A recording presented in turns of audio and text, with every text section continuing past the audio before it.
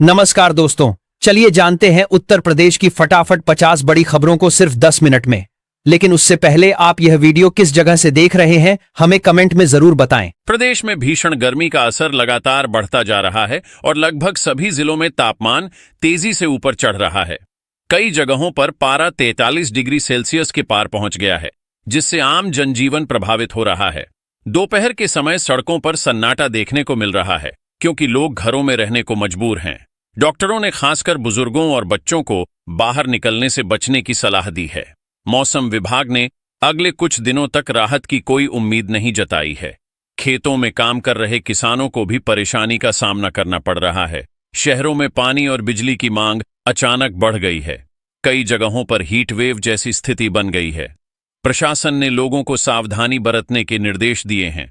ठंडे पेय पदार्थों और पानी की खपत बढ़ गई है। कुल मिलाकर प्रदेश इस समय गर्मी की मार झेल रहा है। लखनऊ में हीट वेव को देखते हुए स्वास्थ्य विभाग पूरी तरह अलर्ट मोड पर आ गया है। अस्पतालों में विशेष वार्ड बनाए जा रहे हैं ताकि हीट स्ट्रोक के मरीजों का इलाज समय पर हो सके। डॉक्टरों की अतिरिक्त ड्यूटी लगाई गई है और इमरजेंसी सेवाओं को मजबूत किया गया है। लोगों को अधिक से अधिक पानी पीने और धूप से बचने की सलाह दी जा रही है। सरकारी अस्पतालों में दवाओं की उपलब्धता सुनिश्चित की जा रही है। एम्बुलेंस सेवाओं को भी तैयार रखा गया है ताकि जरूरत पड़ने पर तुरंत सहायता मिल सके। स्कूलों और दफ्तरों में भी सतर्कता बरतने को कहा गया है। स्वास्थ्य विभाग लगातार हालात पर नजर बनाए हुए है। खासतौर पर मजदूर और खुले में काम करने वाले लोगों पर ज्यादा ध्यान दिया जा रहा है। जागरूकता अभियान भी चलाया जा रहा है। प्रशासन किसी भी स्थिति से निपटने के लिए तैयार है। मुख्यमंत्री योगी आदित्यनाथ ने प्रदेश में बिजली व्यवस्था को लेकर एक अहम समीक्षा बैठक की। इस बैठक में अधिकारियों को साफ निर्देश दिए गए कि किसी भी हालत में बिजली आपूर्ति बाधित नहीं होनी चाहिए। गर्मी के मौसम में बिजली की मांग काफी बढ़ जाती है, इसलिए व्यवस्था को मजबूत करने पर जोर दिया गया। ग्रामीण और शहरी दोनों क्षेत्रों में समान रूप से बिजली देने की बात कही गई। ट्रांसफार्मर खराब होने पर तुरंत बदलने के निर्देश दिए गए हैं। बिजली कटौती को कम से कम करने पर जोर दिया गया है। अधिकारियों से कहा गया कि शिकायतों का निस्तारण जल्दी करें। ऊर्जा विभाग को हाई अलर्ट पर रखा गया है। मुख्यमंत्री ने खुद पूरे सिस्टम की निगरानी करने की बात कही है। जनता को राहत देने के लिए हर संभव प्रयास किए जा रहे हैं। इस बैठक के बाद बिजली व्यवस्था में सुधार की उम्मीद जताई जा रही है। प्रदेश सरकार ने गर्मी को देखते हुए 24 घंटे बिजली आपूर्ति सुनिश्चित करने के आदेश जारी किए हैं। खासकर ग्रामीण इलाकों में बिजली की कमी को लेकर शिकायतें मिल रही थीं, जिन्हें अब दूर करने का प्रयास किया जा रहा है। अधिकारियों को निर्देश दिया गया है कि किसी भी क्षेत्र में अनावश्यक कटौती न की जाए। लाइन फॉल्ट होने पर तुरंत मरम्मत की जाए। बिजली विभाग के कर्मचारियों की अतिरिक्त ड्यूटी लगाई गई है। गर्मी के कारण पंखे, कूलर और एसी का इस्तेमाल बढ़ गया है, जिससे लोड भी बढ़ा है। ऐसे में सिस्टम को मजबूत करने पर जोर दिया जा रहा है। कई जगहों पर नए ट्रांसफार्मर लगाए जा रहे हैं। उपभोक्ताओं को राहत देने के लिए हेल्पलाइन भी सक्रिय की गई है। सरकार चाहती है कि लोगों को इस भीषण गर्मी में कोई परेशानी न हो। बिजली आपूर्ति को लेकर सख्त निगरानी की जा रही है। नोएडा में लंबे समय से रुकी हुई निर्माण परियोजनाओं को फिर से शुरू किया जा रहा है। इससे शहर के विकास को नई गति मिलने की उम्मीद है। कई बड़े बिल्डर प्रोजेक्ट्स जो फंसे हुए थे, अब उन्हें मंजूरी दी जा रही है। निवेशकों का भरोसा बढ़ाने के लिए सरकार सक्रिय हो गई है। नई सड़कों और इंफ्रास्ट्रक्चर पर भी काम शुरू किया गया है। इससे रोजगार के नए अवसर भी पैदा होंगे। स्थानीय लोगों को भी इसका फायदा मिलेगा। प्रशासन लगातार इन परियोजनाओं की निगरानी कर रहा है। समय पर काम पूरा कराने पर जोर दिया जा रहा है। नोएडा को एक आधुनिक शहर बनाने की दिशा में यह बड़ा कदम माना जा रहा है। आने वाले समय में यहां और भी विकास कार्य देखने को मिल सकते हैं। कानपुर में प्रदूषण का स्तर एक बार फिर बढ़ता नजर आ रहा है, जिससे लोगों की चिंता बढ़ गई है। हवा की गुणवत्ता खराब होने के कारण सांस से जुड़ी समस्याएं बढ़ सकती हैं। AQI खतरनाक स्तर के करीब पहुंच चुका है। प्रशासन ने लोगों को मास्क पहनने और सावधानी बरतने की सलाह दी है। औद्योगिक इकाइयों की जांच शुरू की गई है। धूल और धुएं को नियंत्रित करने के प्रयास किए जा रहे हैं। सड़कों पर पानी का छिड़काव किया जा रहा है। आगरा में पर्यटन को बढ़ावा देने के लिए सरकार ने नई योजना लागू की है। इस योजना के तहत शहर में सुविधाओं को बेहतर बनाया जाएगा। पर्यटकों के लिए नई गाइडलाइन और सेवाएं शुरू की जा रही हैं। होटल और परिवहन व्यवस्था को मजबूत किया जा रहा है। ऐतिहासिक स्थलों की साफ सफाई पर खास ध्यान दिया जा रहा है। स्थानीय व्यापारियों को भी इससे फायदा मिलेगा। विदेशी पर्यटकों को आकर्षित करने के लिए विशेष अभियान चलाया जा रहा है। सुरक्षा व्यवस्था को भी मजबूत किया गया है। आगरा को विश्व स्तरीय पर्यटन स्थल बनाने की दिशा में यह कदम अहम माना जा रहा है। आने वाले समय में पर्यटकों की संख्या बढ़ने की उम्मीद है। इससे शहर की अर्थव्यवस्था को भी लाभ मिलेगा। वाराणसी में गंगा नदी की सफाई को लेकर एक नई टीम का गठन किया गया है। यह टीम नियमित रूप से घाटों की सफाई करेगी और प्रदूषण को कम करने के प्रयास करेगी। स्थानीय प्रशासन और स्वयंसेवी संस्थाओं को भी इसमें शामिल किया गया है। गंगा में गंदगी डालने वालों पर सख्त कार्रवाई की जाएगी। घाटों पर कूड़ा न फेंकने के लिए लोगों को जागरूक किया जा रहा है। सफाई के लिए आधुनिक उपकरणों का इस्तेमाल किया जा रहा है। सरकार चाहती है कि गंगा पूरी तरह स्वच्छ और सुंदर बने। यह अभियान लगातार चलाया जाएगा। इससे धार्मिक और पर्यटन गतिविधियों को भी बढ़ावा मिलेगा। लोगों से सहयोग की अपील की गई है। साफ सफाई को प्राथमिकता दी जा रही है। प्रयागराज में संगम क्षेत्र की सुरक्षा को लेकर प्रशासन ने कड़े कदम उठाए हैं। यहां पर आने वाले श्रद्धालुओं की संख्या को देखते हुए पुलिस बल बढ़ाया गया है। सीसीटीवी कैमरों की निगरानी बढ़ा दी गई है। नाव संचालन पर भी नजर रखी जा रही है। किसी भी आपात स्थिति से निपटने के लिए टीमें तैयार हैं। घाटों पर सुरक्षा कर्मियों की तैनाती की गई है। लोगों को सुरक्षित स्नान करने के निर्देश दिए जा रहे हैं। प्रशासन लगातार स्थिति की समीक्षा कर रहा है। त्योहारों और भीड़ के समय विशेष व्यवस्था की जा रही है। श्रद्धालुओं की सुविधा और सुरक्षा दोनों का ध्यान रखा जा रहा है। इससे लोगों में विश्वास बढ़ा है।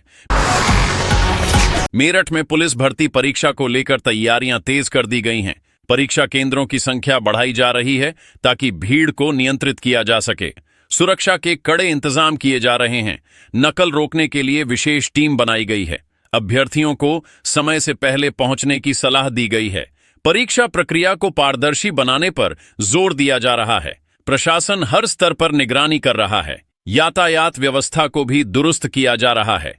पुलिस और प्रशासन मिलकर काम कर रहे हैं। यह परीक्षा हजारों युवाओं के भविष्य से जुड़ी है, इसलिए इसे निष्पक्ष तरीके से कराने की तैयारी है। प्रदेश में गेहूं खरीद केंद्रों पर किसानों की भीड़ लगातार बढ़ती जा रही है। किसान अपनी फसल बेचने के लिए लंबी कतारों में खड़े नजर आ रहे हैं।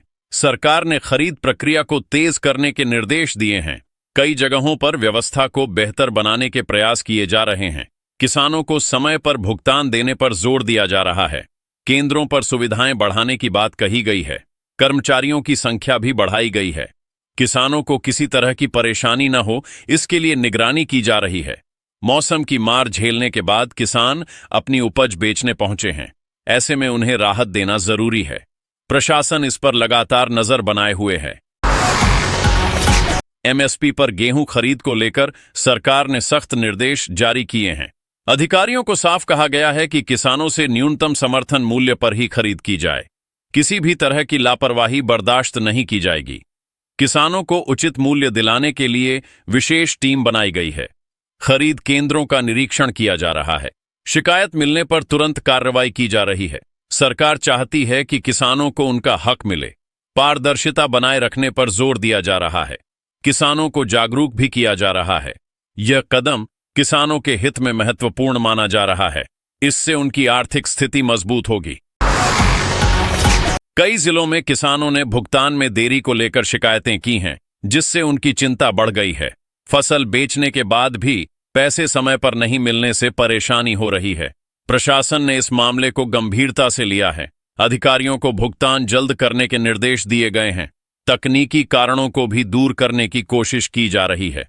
किसानों को भरोसा दिलाया गया है कि उनकी समस्या जल्द हल होगी। बैंकिंग प्रक्रिया को तेज किया जा रहा है। शिकायत दर्ज करने के लिए हेल्पलाइन भी शुरू की गई है। सरकार इस मुद्दे पर नजर बनाए हुए है।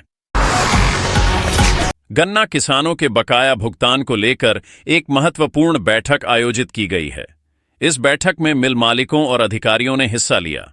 किसानों के बकाया को जल्द चुकाने पर जोर दिया गया। सरकार ने साफ किया कि देरी बर्दाश्त नहीं की जाएगी। कई मिलों को नोटिस भी जारी किए गए हैं।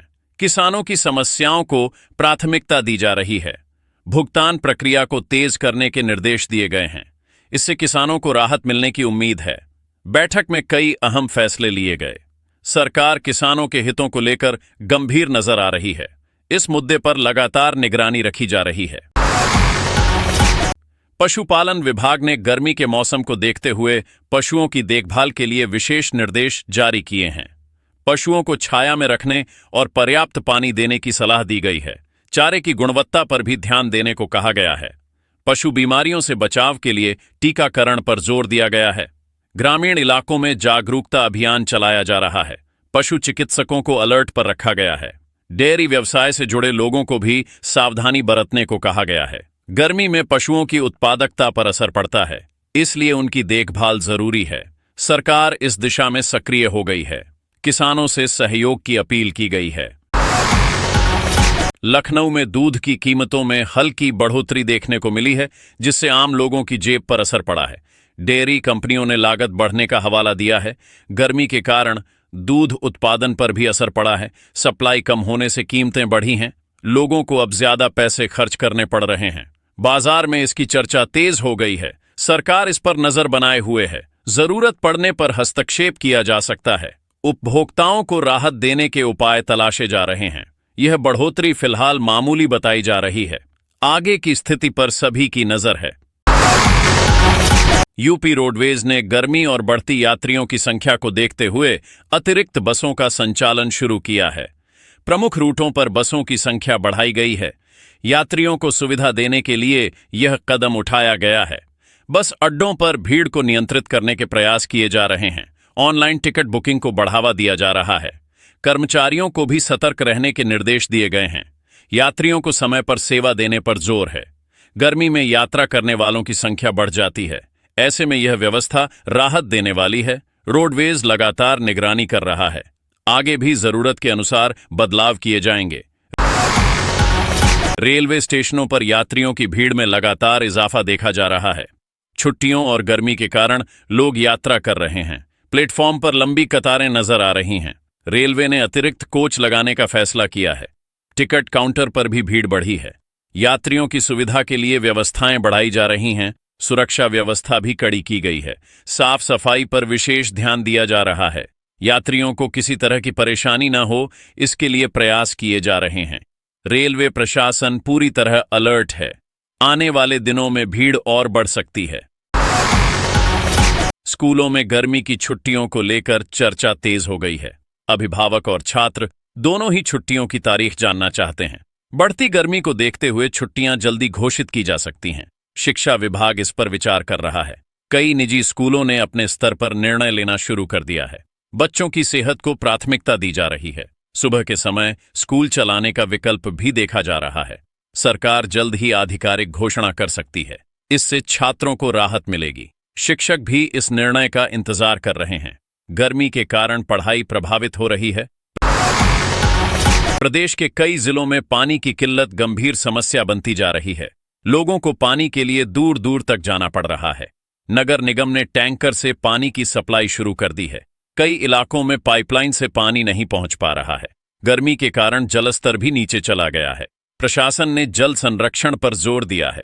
लोगों से पानी बचाने की अपील की जा रही है। नई योजनाओं पर भी काम शुरू किया गया है। समस्या को जल्द हल करने की कोशिश की जा रही है। ग्रामीण इलाकों में स्थिति ज्यादा गंभीर है। सरकार इस पर लगातार नजर बनाए हुए है। प्रदेश में पुलिस विभाग ने अपराधियों के खिलाफ एक बड़ा अभियान शुरू किया है, जिसके तहत लगातार छापेमारी की जा रही है। विभिन्न जिलों में सक्रिय बदमाशों की सूची तैयार की गई है और उन्हें पकड़ने के लिए विशेष टीमें बनाई गई हैं। रात के समय गश्त बढ़ा दी। पुलिस अधिकारियों को सख्त निर्देश दिए गए हैं कि किसी भी प्रकार की लापरवाही न बरती जाए। आम जनता में सुरक्षा का माहौल बनाने की कोशिश हो रही है। इस अभियान के तहत कई अपराधियों को गिरफ्तार भी किया गया है। अवैध हथियारों की बरामदगी भी हुई है। पुलिस का कहना है कि यह अभियान लगातार जारी रहेगा। अपराध पर पूरी तरह लगाम लगाने के लिए रणनीति बनाई गई है। लोगों से भी सहयोग की अपील की जा रही है। प्रदेश में माफियाओं के खिलाफ चल रहे अभियान के तहत उनकी संपत्तियों को जब्त करने की कार्रवाई तेज हो गई है। कई जिलों में करोड़ों रुपए की अवैध संपत्ति कुर्क की गई है। प्रशासन ने स्पष्ट कर दिया है कि अपराध से अर्जित संपत्ति को किसी भी हाल में बख्शा नहीं जाएगा। बुलडोजर कार्रवाई भी जारी है, जिससे अपराधियों में डर का माहौल है। सरकारी जमीन पर कब्जा करने वालों के खिलाफ सख्त कदम उठाए जा रहे हैं।